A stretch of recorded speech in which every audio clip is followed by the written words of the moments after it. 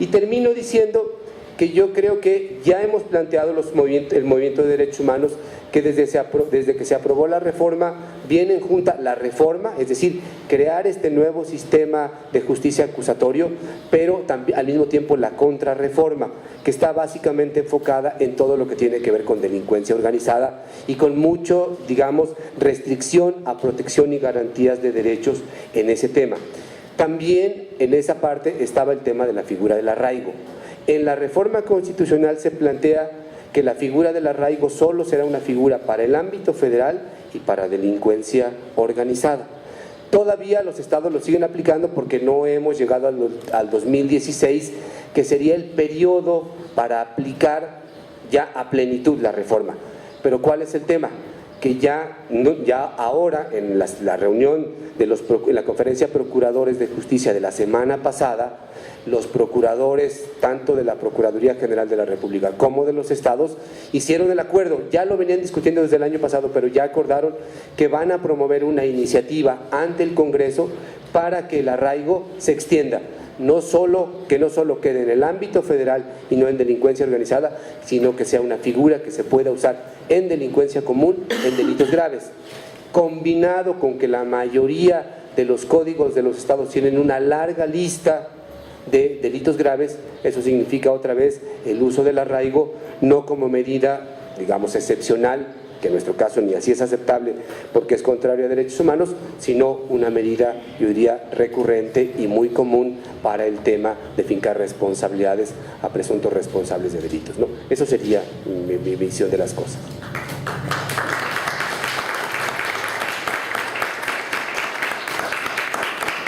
Bueno, el siguiente tema es el de militarización y fuero militar, que es una de las recomendaciones rechazadas por el gobierno mexicano en este examen periódico universal, y le voy a dar la palabra a José Rosario Marroquín, director del Centro de Derechos Humanos Miguel Agustín Pro Juárez. Gracias. Buenos días. Este es uno de los temas en los que el Estado mexicano ha estado más a la defensiva. Incluso en la publicación que ha hecho el secretario del Consejo de Seguridad Pública, Poiré, en la publicación de sus mitos ha señalado en el mito número 2 que es falso que se esté militarizando la seguridad pública y que los abusos militares son mínimos en comparación con todos los servicios realizados por el Ejército. Sin embargo, la violación de derechos humanos por parte del Ejército en la actual política de seguridad sí tiene un carácter sistemático debido a que hay una serie de factores que permiten que estas violaciones a derechos humanos permanezcan en la impunidad, y en concreto lo que tiene que ver con el fuero militar, que también fue uno de los temas de mayor preocupación en las recomendaciones dirigidas por los estados al Estado mexicano. Estas recomendaciones no fueron aceptadas por el Estado, lo cual es ya bastante grave. Y también hay otra consideración aquí que quiero hacer, y es la que se refiere no a las recomendaciones dirigidas directamente al fuero militar, sino a algunas otras que tienen que ver con delitos que han sido cometidos por los militares que están participando en las tareas de seguridad pública. Hubo recomendaciones sobre la desaparición forzada, sobre la tortura, y también recomendaciones que insistían en terminar con la impunidad en México. Sin embargo, si el asunto del fuero militar no es debidamente aceptado, difícilmente van a disminuir estas violaciones a derechos humanos que sí fueron cuyas recomendaciones correspondientes sí fueron aceptadas por el Estado. Entonces vemos ahí una especie de paradoja y creemos que no aceptar estas recomendaciones dirigidas al fuero militar terminarán por impedir avances en los otros temas también. Nos parece entonces fundamental recalcar eso. Por otro lado, quiero insistir en que estas recomendaciones dirigidas a México por diversos estados insistían también, algunas de ellas, por ejemplo la de Uruguay, en que México retirara a las fuerzas militares de las tareas de seguridad pública, no importando que se estuviera en esta política de combate a la delincuencia organizada. había esta preocupación por esta participación. Entonces, sin embargo, no es una preocupación exclusiva de los estados en el contexto del examen periódico universal. Las recomendaciones dirigidas al Estado mexicano por el uso indebido, por la extensión indebida del fuero militar, en este compendio del que hablaba Javier, pues abarcan un número bastante destacado de páginas.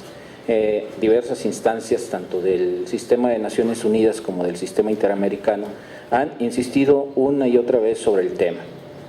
Sin embargo, el gobierno, el Estado mexicano, se empecina en esto, en no limitar, en no poner límites claros a la aplicación del fuero militar. Es decir, hay unanimidad, no solamente en lo que se refiere al examen periódico universal y a los estados que hicieron estas recomendaciones, sino también en otros órganos de Naciones Unidas, y ha sido también un tema destacado por relatores, por grupos de trabajo. Hay pues esa unanimidad, sin embargo no parece haber un compromiso claro de parte del Estado mexicano al respecto, o más bien el rechazo es bastante visible en las declaraciones de diversos funcionarios. Además de eso, quiero insistir ahora en el hecho de que la limitación al fuero militar no solamente ha sido objeto de recomendaciones, las recomendaciones hechas dentro de este marco, sino que actualmente el Estado mexicano tiene una obligación muy clara al respecto, sobre todo por cuatro sentencias emitidas por la Corte Interamericana de Derechos Humanos, en la que se ordena claramente modificar el artículo 57 del Código de Justicia Militar. Es algo que no se ha hecho. Felipe Calderón envió el año pasado una iniciativa por la que pretende excluir del fuero militar solamente 3 delitos. En su sentencia publicada en diciembre del año pasado, la Corte Interamericana se refirió claramente a esta iniciativa al señalar que esta conclusión aplica no solo para casos de tortura, desaparición forzada y violación sexual, sino a todas las violaciones de derechos humanos. Es decir, la Corte Interamericana en esa sentencia reconoce que es incompleta la iniciativa enviada por Felipe Calderón y llama nuevamente a una reforma al artículo 57 del Código de Justicia Militar. No hay pasos claros para completar esto, no hay, al parecer, ninguna intención del Ejecutivo de lanzar nuevamente una iniciativa, pero también hay que destacar que la responsabilidad corresponde al Estado mexicano en su conjunto, a los 3 poderes, y aquí tampoco se han dado avances claros. En 2008 la Suprema Corte de Justicia de la Nación evadió discutir el asunto, no se pronunció sobre la inconstitucionalidad del artículo 57, a pesar de que pudo haberlo hecho en relación con un caso acontecido contra civiles en Sinaloa. No lo hizo la Suprema Corte y se perdió una oportunidad valiosa para pronunciarse en torno al asunto del fuero militar, pero también observamos cierta pasividad por parte del Legislativo. No hay por lo pronto ninguna iniciativa que esté contemplando poner límites claros al asunto del fuero militar. Finalmente, esto del fuero militar está bastante vinculado y es para nosotros motivo de preocupación por el hecho de la amplia participación militar en las tareas de seguridad pública y porque mientras no exista este control, junto a otros controles civiles, cabe muchísimo la discrecionalidad en torno al empleo del Ejército en estas labores y porque además una medida que se ha señalado con un carácter temporal en realidad no parece tener fin porque no hay una ruta establecida para el retorno del Ejército a los cuarteles y nos parece sumamente preocupante. Entonces el hecho de que una medida que se anunciaba como temporal aún carezca de definiciones claras. Es todo en cuanto al fuero militar, básicamente.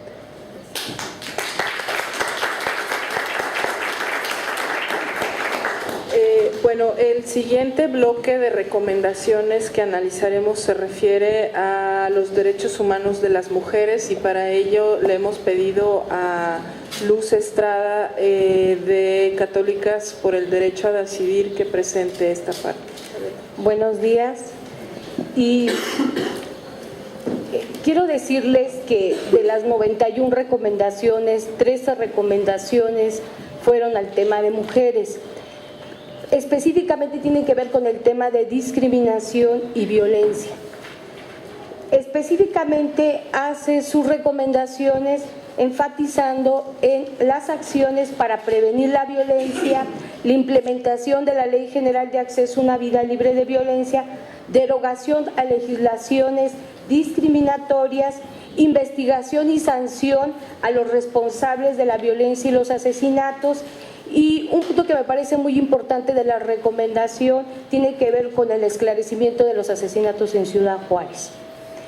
Yo quiero decirles que esto es importante en el sentido que ha pasado, porque donde más dinero se ha invertido es en el tema de violencia.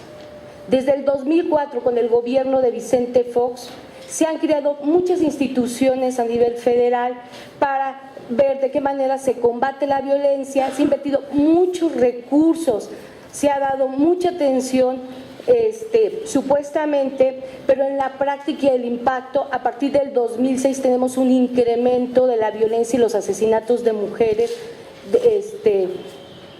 a nivel nacional. Y esto debe de llamarnos la atención, porque precisamente desde 2004, donde se hace toda una inversión y se sigue haciendo inversión en recursos, las recomendaciones están enfocadas en el tema de discriminación y varias de ellas en el tema mínimo, que es la prevención.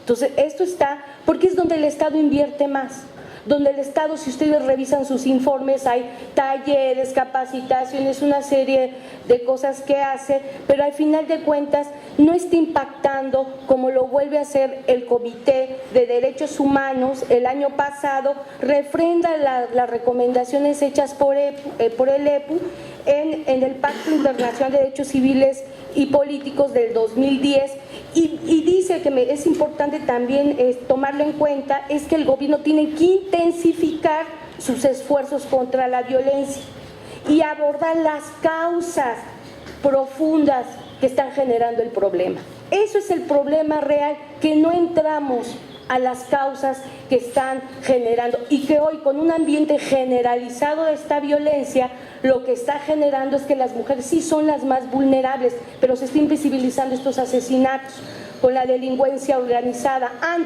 Ahora tenemos que estar las organizaciones documentando cómo el crimen organizado levanta mujeres, las violan y las mata, y para nada estaban implicadas en el crimen organizado, porque siempre la autoridad dice, es que estas mujeres las encontraron de la manera, desnudas, violentadas sexualmente, estaban implicadas en la delincuencia organizada.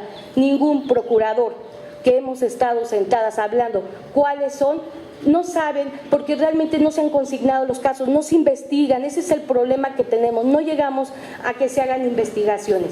Pero voy a mencionar 4 aspectos que yo sí considero, que no puedo, ahorita escuchando se habla de avances, a lo mejor en materia, en alguna legislación, pero en la implementación tenemos los retos, y más en el tema de acceso a la justicia. Les voy a decir por qué. 4, evaluando, yo evaluaría que a 2 años es muy negativo, muy negativa, porque las cifras van en ascenso.